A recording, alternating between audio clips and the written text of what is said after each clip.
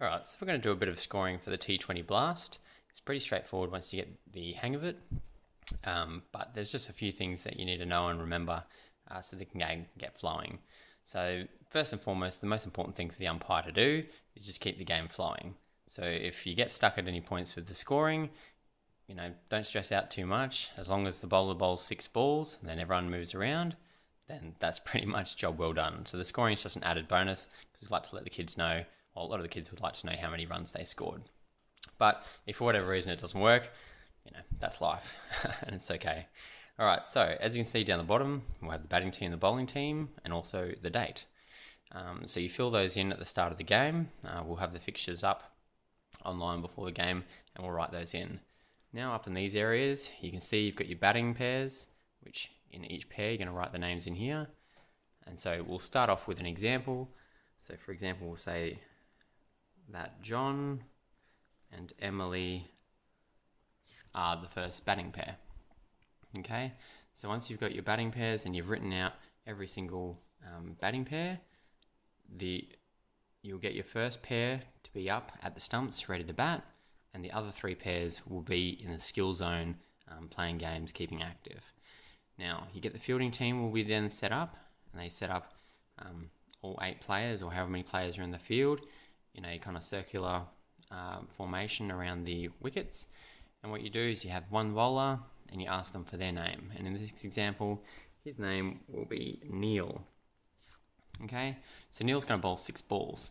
So we'll just pretend that the start of the inning is starting now. Okay, and Neil has bowled the first ball to John, and it was no runs. So to indicate no runs, we're just going to put a little dot there. So that pretty much tells us that a ball has gone, but just nothing was scored.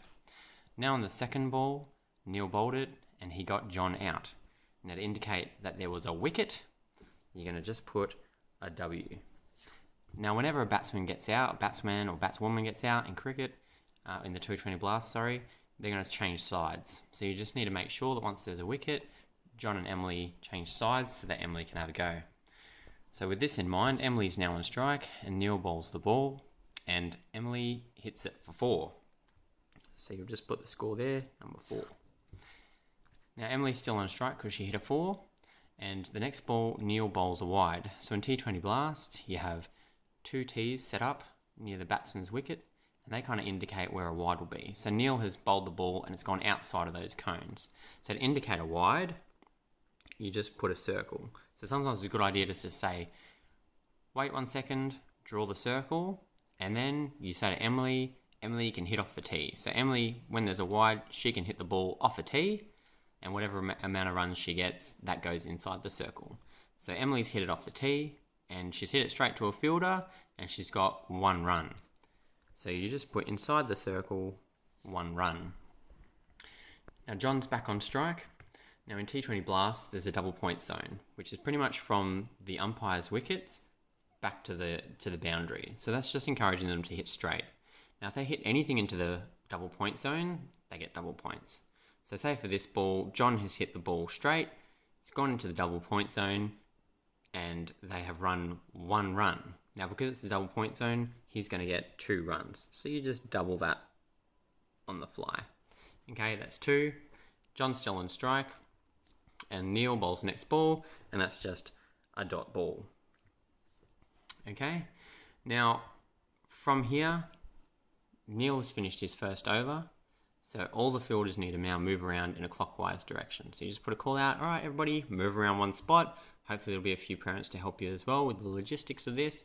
But after a few weeks, the kids will know how to do this down pat, and they'll probably do it automatically.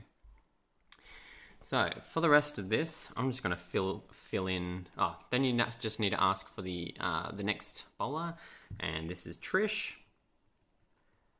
Okay, and what we'll do is I'll just fill out just a couple more of these.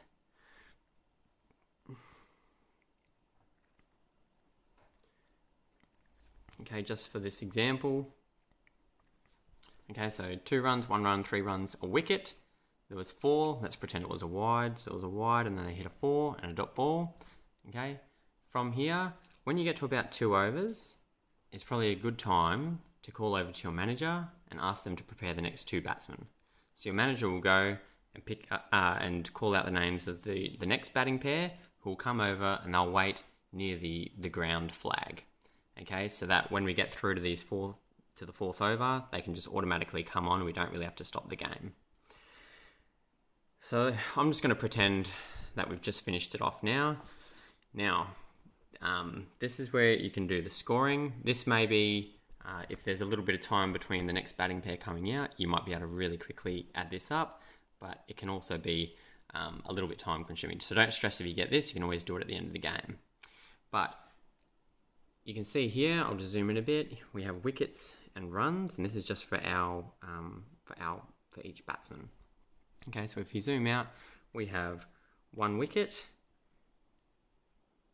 So we put down 1 in the wickets area, okay? And then we look over and we count the runs. Now, a wide counts as 2 runs. So we've got 4 runs from the ball, but then also the 2 for the wide. So that's 6, 7, 8, 9, 10, 11. I hope I got that right. But then you just come over, 1 for 11. Now we do the same here. 4, 2 for the wide, so that's 6, 7 for the 1 run, 8, 9, 10, and also 1 wicket. Okay, so if the kids ask you what their kind of score was, you could say, yeah, Johnny, you were out once, but you scored 11 runs. Then you do the running total. So wickets, you add those together for this pair, so it's 2, and then 11 plus 10 is 21. Okay, and then you just do this, you pretty much repeat the process. You've got an area for your bowler, you get your batsman, and you just go through each of the areas.